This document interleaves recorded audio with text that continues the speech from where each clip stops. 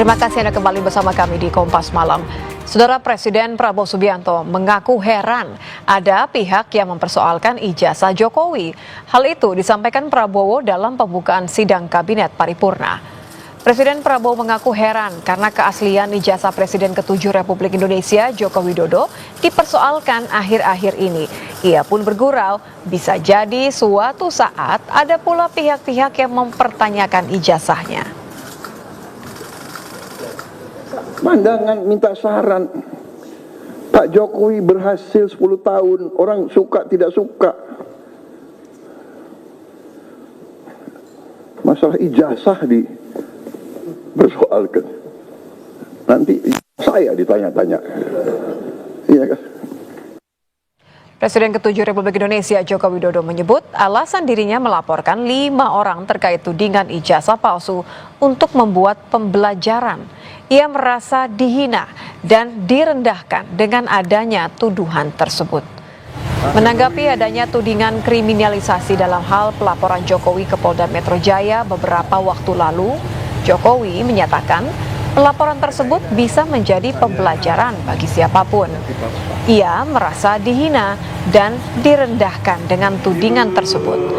Memutuskan untuk melawan siapapun yang berusaha memfitnahnya.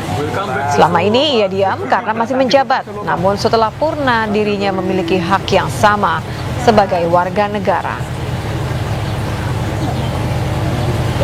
Objek penelitian kan sudah menghina saya sehina-hinanya, sudah menuduh ijazah itu ijazah palsu, sudah merendahkan saya serendah-rendahnya.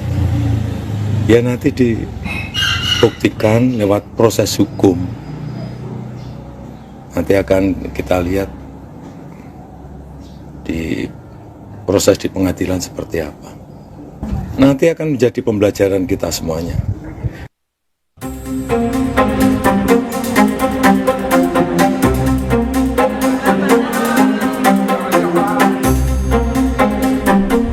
Presiden ke-7 RI Joko Widodo akhirnya melaporkan 5 orang ke Polda Metro Jaya atas dugaan pencemaran nama baik terkait tudingan ijazah palsu.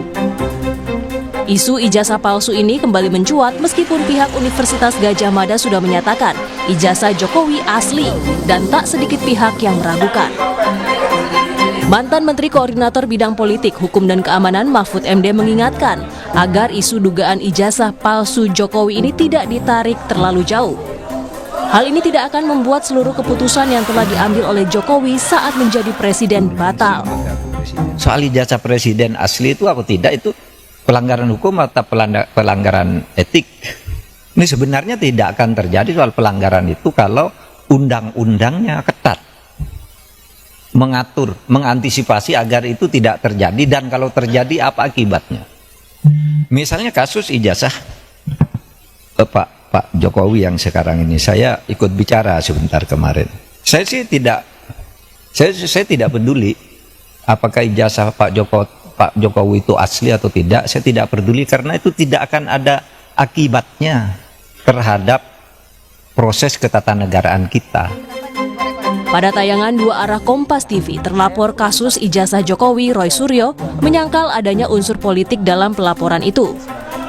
Ia siap menjalani proses hukum dan akan mengungkap kejanggalan kasus skripsi dan tudingan ijazah palsu Jokowi. Roy juga menyarankan agar ijazah Presiden Joko Widodo diuji keasliannya di laboratorium forensik independen di luar negeri.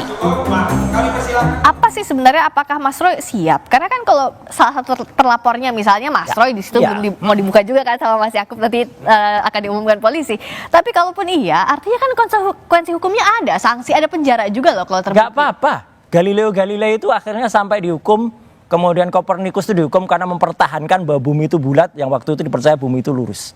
Jadi clear aja kalau saya katakan memang software bisa salah, peneliti bisa salah, tapi kami tidak boleh bohong. Tapi ini bukan motif politis. Oh, sama sekali enggak. Aku udah enggak di politik lagi, Mbak. 15 tahun udah cukup. 5 tahun saya udah enggak di politik. Ini bukan residu politik juga kan? Oh, enggak ada apa-apanya.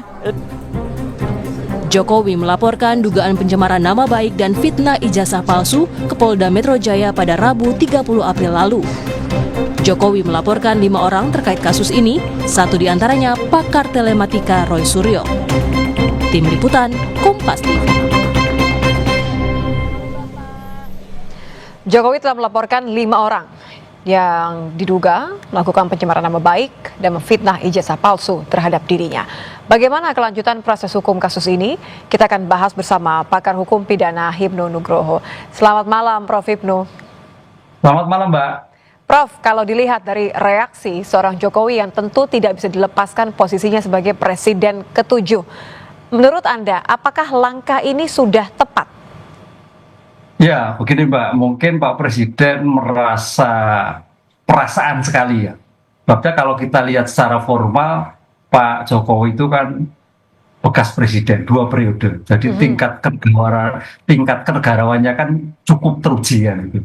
Tapi dalam hal ini kok kenapa juga sampai melaporkan, mengadukan rakyatnya terhadap kasus yang ada dugaan adanya suatu fitnah. Karena mereka sekarang sudah warga negara biasa juga, jadi punya hak yang sama. Ya, betul. Ya, karena sudah warga biasa. Makanya dalam konteks hukum, karena ini merupakan delik aduan absolut lagi. Apa itu delik aduan absolut? Delik aduan absolut itu adalah yang merasa dirugikan lah, yang mengadukan. Nah, karena itu delik aduan, makanya kasus ini adalah diteruskan atau tidak, tergantung Pak Jokowi. Kalau memang nanti dalam penyelesaian suatu di Polda itu ada islah, udahlah saya tarik kembali, oh bisa Pak Jokowi menarik kembali dalam kasus seperti ini. Nah ini semua tergantung Pak Jokowi, karena tindakan fitnah itu apa sih teori fitnah? Fitnah itu adalah suatu tindakan yang menuduh suatu perbuatan yang tidak menuduh suatu perbuatan bertujuan diketahui umum. Di mana perbuatan itu sebetulnya tidak betul, kan gitu loh Mbak. Itu konsep fitnah. Perbuatan menuduh ditujukan pada kepentingan umum yang sebenarnya perbuatan itu bukan perbuatan yang betul. Nah, kalau dalam kasus serupa, maaf saya potong Prof. Hipnu, kalau dalam kasus serupa meniadakan unsur bahwa Jokowi adalah seorang mantan presiden, kemudian juga 2 periode tadi, tapi sekarang bertindak sebagai warga negara, punya hak yang sama katanya, apakah kasus serupa juga dianggap lumrah untuk dibuktikan di selama proses hukum? Apakah sebenarnya tidak ada cara lain? Makanya di sini delik aduan sebagai mantan presiden harusnya legowo lah. Jadi artinya dalam kasus ini harusnya Pak Presiden menyatakan ini loh asli, kan gitu loh, dibuktikan kepada publik. Selesai sebetulnya itu. Sehingga yang merasa adanya suatu merasa tidak betul itu dibuktikan, kan itu Mbak. Sudah selesai. Makanya delik ini betul Pak Jokowi, delik ringan, diteruskan dan tidak tergantung Pak Jokowi karena dugaannya kepalsuan. Sekarang kalau itu kepalsuan, ini memang suatu penyelesaian yang tidak biasa, Mbak. Kalau penyelesaian biasa, itu dibuktikan dulu, bendanya diuji forensik, oh ini asli, oh tidak. Oh ternyata misalkan hasilnya itu palsu, baru tuduhannya kan tidak betul. Lah itu baru masuk. Lah ini yang jadi problem, makanya kalau kita lihat, teman-teman yang sebagai telapor itu pengen menguji secara lebih mendalam lagi. Ini yang panjangannya di sana. Jadi penyelesaian ini penyelesaian yang tidak biasa. Harusnya diselesaikan dulu tentang kepalsuannya itu. Oh betul asli, dari UGM jelas, dari Pak Jokowi jelas, udah clear, berarti apa yang dilakukan oleh teman-teman yang dilaporkan itu salah. Nah itu baru masuk kualifikasinya. Tapi ini tidak. Sebagai objeknya masih terjadi suatu perbedaan pendapat. Nah itu juga nggak salah, makanya sampai sekarang berlarut-larut begitu Mbak. Oke, artinya kalau Prof. Mahfud sendiri juga mengatakan ini kan sebenarnya tidak akan mempengaruhi keputusan apapun yang diambil Jokowi selama ia menjadi presiden. Anda melihatnya berarti ini titik krusialnya akan ada di mana? Atau apa yang sebenarnya diinginkan oleh seorang pelapor seperti Pak Jokowi?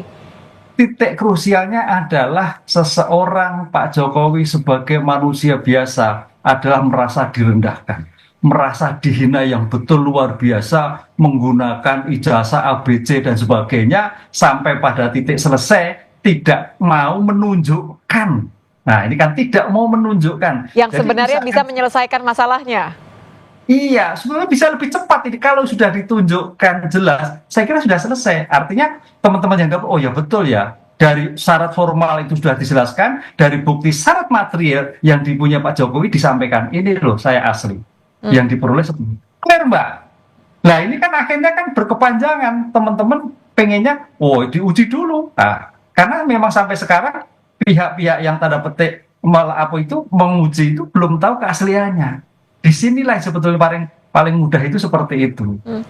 Terlalu berlebihankah, Prof, ketika ada beberapa orang yang berpendapat, Presiden ketujuh melaporkan 5 orang ini adalah bentuk pembungkaman terhadap demokrasi, upaya untuk mengkriminalisasi orang-orang yang juga sama-sama warga negara biasa saat ini? Ya, kalau demokrasi saya kira terlalu jauh ya. Kalau ini karena fitnah itu kan perbuatan yang tidak menyenangkan, tuduhan yang tidak betul. Nah, ini saya kira memang betul juga bagian tuduhan-tuduhan yang tidak betul itu di sini. Tapi secepatnya sebetulnya ketika tuduhan tidak betul segera disangka dengan betul fisik yang terjadi, itu sudah selesai kan gitu loh. Nah, ini kan akhirnya kan sampai nanti ditunjukkan di persidangan. Persidangan seperti apa? Kan gitu kan. Nanti paling teman-teman juga ingin diuji. Lah, usul saya Mbak, mungkin usul saya mungkin menjadi perdebatan. Bisakah memang kalau itu memang untuk menyelesaikan ini bahwa apa yang dimiliki ijazah itu ada penetapan dari pengadilan Jogja mungkin ya, bahwa ini asli kan gitu loh. Lah itu jadi selesai. Artinya pengadilan sudah menyelesaikan ini asli. Ini berarti proses di luar proses yang sedang berlangsung ya, Prof ya? Ya, diperlangsung karena selama ini kan aslinya mana yang belum ketemu. Memang sebetulnya yang selama ini siapa yang melaporkan? Pihak yang dirugikan ya ini Pak Jokowi. Tapi dalam konteks ini biasanya diuji. Istilahnya bukan palsu, keidentikan. Jadi ada pembanding, Mbak. Pembanding yang A dan pembanding yang B. Itu di mana posisinya? Oh, sama sekali tidak identik. Lah itu berarti palsu. Oh, ternyata identik semua yang ditunjang dengan keterangan-keterangan dari UGM. Oh, berarti asli. Lah, ini yang perdebatan ini Mbak, ini memang perlu ada suatu solusi yang tegas sehingga tidak sampai berkepanjangan, tidak sampai pada pemidaan-pemidaan yang sebetulnya tidak berguna, hanya menguji masalah selembar kertas saja begitu. Yang bisa ditetapkan oleh tadi ya selembar ijazah tadi. Terakhir Prof, singkat saja. Karena ini sudah berjalan, menurut Anda memang siapa yang harus patut disalahkan tanda kutip ya? Apakah pengupload ijazah pertama yang kemudian beredar di media sosial atau 5 orang ini yang dilaporkan oleh Jokowi? Nah, kalau kita sudah bisa upload, bisa dari undang-undang elektronik. Memang pasal 2, kalau nggak salah yang diadukan itu termasuk 27 dan 32, 35. Berarti kita harus lihat yang mengupload siapa yang pertama. Karena dugaan mengupload ini yang akhirnya dianalisis sebagai bentuk digital forensik. Ya, dugaan ijazah palsunya ya. Sebagai bentuk pemalsuan, itu masuk kualifikasi 32, 35. Ini yang saya kira juga nanti dalam pembuktian ini Polda harus mencari siapa yang mengupload pertama kali sehingga menjadikan semua masyarakat terjadi ada suatu perdebatan yang sampai berkepanjangan ini. Ahli forensik, ahli-ahli yang lain bisa melihat, loh ternyata fotonya itu foto yang keliru, yang diupload ijazah yang keliru lah. Bisa jadi yang menjadikan penyebaran berikutnya ini Mbak. Jadi penyelesaian ini memang harus tuntas dari awalnya. Jadi jangan sampai pada penyelesaian pada luarnya saja, tapi ke dalamnya juga seperti itu. Tapi akan selesai kalau itu sudah disampaikan bahwa ini loh yang asli. Ya, supaya tidak ada perdebatan dan justru malah tidak melebar. Terima kasih Prof Hipnu sudah bergabung bersama kami, pakar hukum pidana Hipnu Nugroho. Selamat malam Prof. Kami hadirkan informasi lainnya.